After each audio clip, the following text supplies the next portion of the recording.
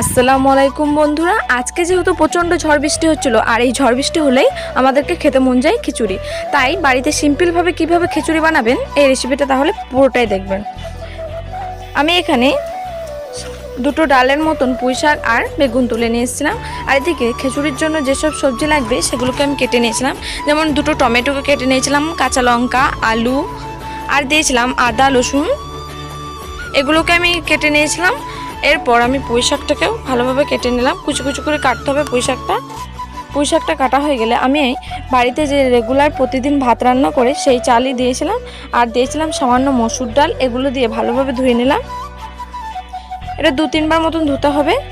ধোয়া হয়ে গেলে এখানে আমি পরিমাণ মতন জল দিয়ে দিয়েছিলাম আর দিয়েছিলাম সামান্য হলুদ গুঁড়ো, লবণ আর মুগ কলা একটু ভেজে দিয়ে দিয়েছিলাম।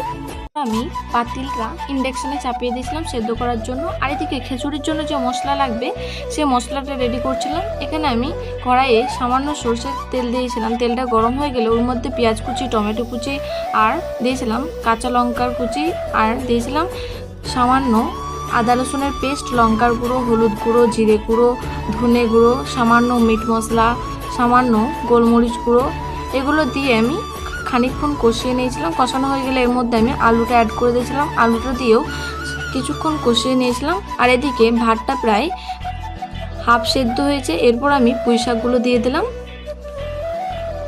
পুঁই শাকগুলো দিয়ে আবার কিছুক্ষণ সেদ্ধ করে নিয়েছিলাম। সব কিছু ভালোভাবে সেদ্ধ হয়ে গেলে এর মধ্যে আমি মশলাটা দিয়ে দিয়েছিলাম, যে মশলাটা করে রেখেছিলাম। এগুলো দেওয়া হয়ে গেলে আবার আমি 10 মিনিট মতো সেদ্ধ করে নিয়েছিলাম সব কিছু।